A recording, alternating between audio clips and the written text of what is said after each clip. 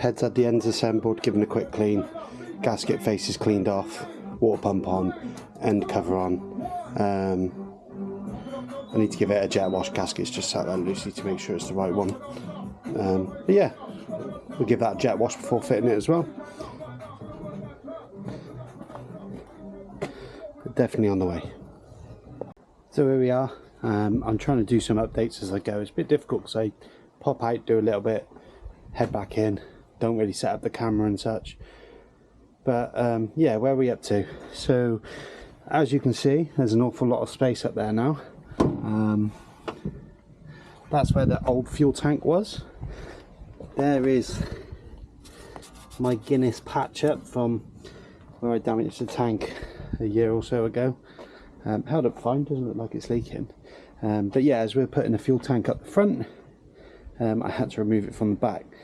Now, reading the Haynes Book of Lies, it said that I only needed to drop the engine and the cross member, which is across there, 2 inches from the chassis. There's 4 bolts that hold the cross member in. I did those, dropped it, and it was a big struggle to get it past the block. I know we're running a slightly bigger engine, but height-wise it's still the same as the original. And it definitely needed more than 2 inches dropping, and if it had the head on it, you would have had no hope at all. So yeah, I'm guessing that normally to get that tank out, it's a full gearbox and engine out. I undid everything off the rear, dropped the engine down, dropped the member off, lowered it as much as possible, then basically squashed the tank until it came free. But yeah, so what we're doing now is it's up in the air. We're reattaching the cross member and the back end, and I've hung the engine back in. And once that's done, it all needs a very, very good clean. So we'll chuck some deep clean stuff on there. I don't know, some oven cleaner, and we'll jet wash it all off, make sure it looks a bit cleaner. But that does give us loads of extra space. Fuel tank will be going at the front. So yeah, we'll see what we do with it in the future. But should give the car a little bit better extra balance, especially when it's got fuel up front. I just got to make sure I don't crash the thing. I don't crash with a fuel tank up the front. Yeah, not really good. I think the Gordinis had 2 tanks, one up front, one at the back. But anyway, we're cracking on, part way through. Still waiting on delivery of lots of little bits and bobs. Heads assembled, ready for a final clean. What did I do? I CC'd the head. I think I made it about 32 cc per chamber, 32.5, with the thin gasket that the Campus has. And the setup we've got, I think it's going to be looking at about 10.5 to 1, which is a big increase from the 9.2 to 1 that it has from factory. Should add a little bit of extra pep along with the cam. But yeah, cracking on, pottering away. I'll try and get you some more footage. Place is trashed, as always. But yeah, I'll update again shortly. It's a new day and I'm a little bit excited, and I jumped ahead and didn't record it, but that's the box from Piper Cams. And I should have probably recorded it for you, so I'll talk you through it. This is the original cam in this pile of stuff over there. It has this part on the end of it, which is like the retaining clamp, I guess. To get it off that one, it was easy. We used a 2-leg puller, little 2-leg puller, either side. Yeah, hit it with the ugga-dugga, popped it off, and then this one you just bottom back on and make sure that there's still clearance for the clamp itself to fit. Yeah, the retaining collar is interfering to fit there. This is the original pulley, cam pulley. We've got the aftermarket adjustable one. Looks nice. Hopefully does the right job. And what we're going to do now is refit this new cam, which is still packaged, into the old engine. It does sound like it's starting to rain. What I'm going to do is I'm going to get a jack under the car, like you saw when I took it apart. Jack it up so that the cam hole in the block aligns with my race car access panel at the back. We're going to lube up the cam and we're going to slot it in. And that is the cam going in. We'll then have to put a what do you call it, gauge on the bottom. What do they call this? It's got a name. But yeah, we put that on the bottom and we're going to dial it round. Make sure that we got TDC on piston 1 and 4. And then we're going to rotate the cam round and check on inlet 1. And basically align it so it's bang on, rather than just using the standard pulley. I mean, no doubt you could slap this on and just run with it. But we're going to slap on the adjustable one, make sure it is bob on.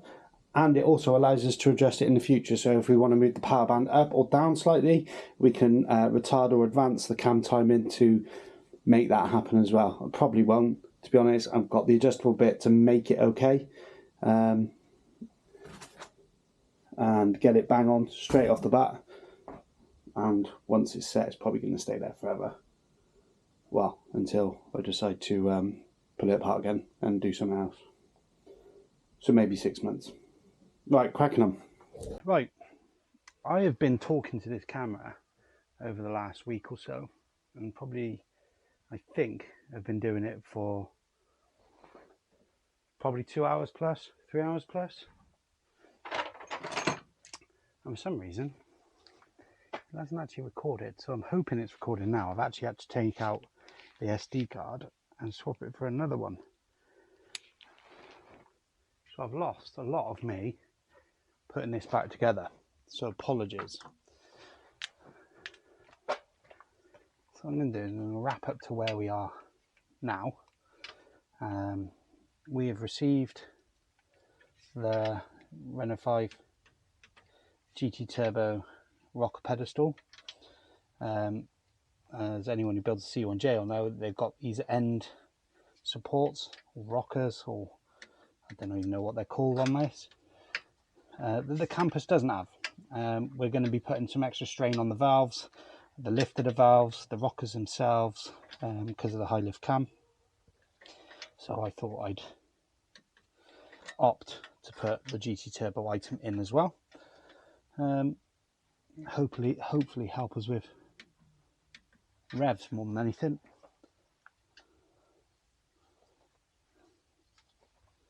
I don't want it flexing at the ends. It is a little bit rusty. I have given it a clean off, some heat cycles and some oil on that, sort that out.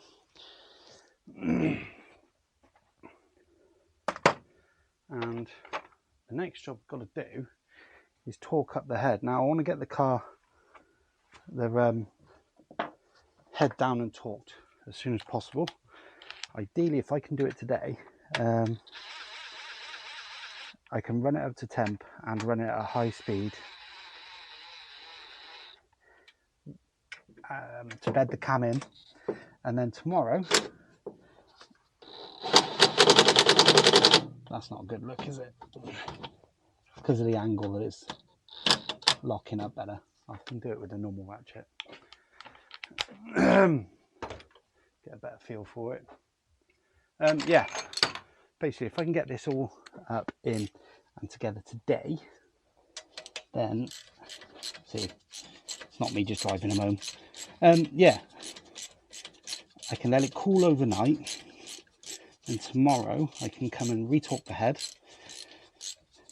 and hopefully give it a test drive. So there's a lot of conversation on the internet about how hard we do these head bolts on the Renault 5. Factory, I think, is calling for something like 44 foot-pound. Some people are doing up to like 70 foot-pound. In my head, 55 foot-pound's half about. I think I've read it previously. So we're going to do the head torque tightening head torque tightening sequence and end up at 55 pound on each bolt, which should be okay. I will go through the retorque procedure tomorrow. I've always done it on these engines. Some do, some don't. But yeah, personal preference, I guess. So for me, what we're going to do is we're going to do everything in a circular motion. Don't think it matters too much, but you usually start somewhere there and go 1, 2, 3, 4, 5, 6, 7, 8, 9, 10. All being well. I will double check the book of lies and see where it says to do it, and we'll just follow that. And then once that's done, we can back all the adjusters off on the tappets, drop the push rods in and set all the clearances. We do need to put the bottom pulley and everything on as well and get that lined up for TDC. So yeah, I'm just going to crack on. Hopefully this is recording this time, and you can just have my next few hours of work wrapped up in a couple of minutes.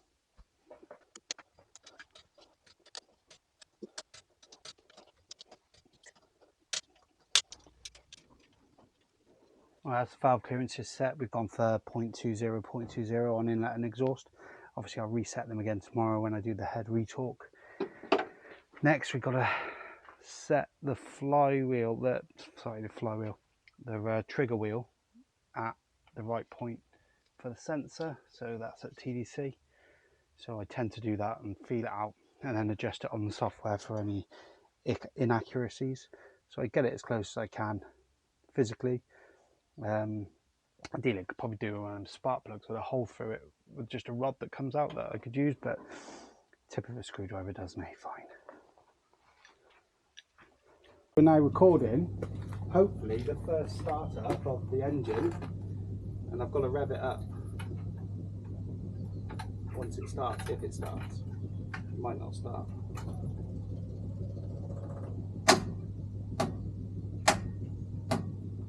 not going to start.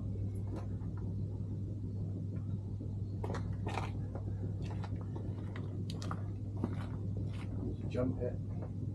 Right, this time. What's this, second, third time? Fourth-ish. Fourth-ish.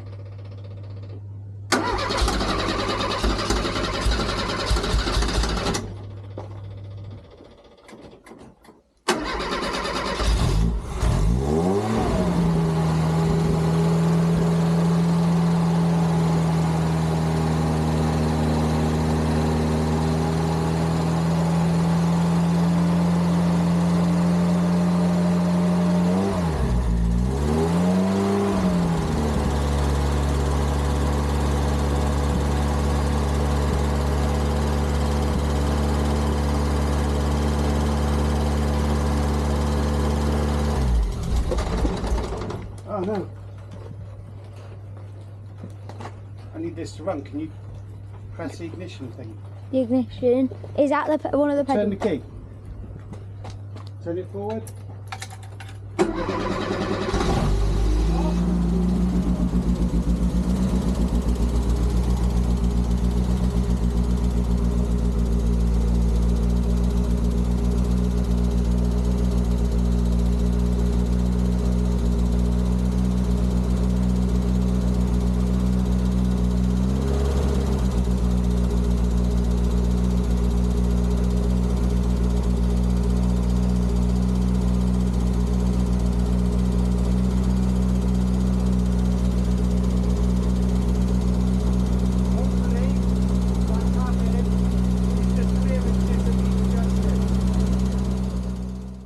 So that's the head retorqued, valve clearance is reset. I've reset them to the larger Piper recommendations. They seem quite wide, to be fair, but that's what they recommend. If it's still a bit tappy afterwards, I can look to tighten them up a little bit, but it should be okay. Oil's draining underneath. I'm going to take the filter off, replace that, fill it back up, and put it all back together, and we're going to get it running again. So yeah. So far so good, and then once that's up and running properly, we'll get a fuel tank mounted. But yeah, early rise, cracking on, hopefully wrapped up soon.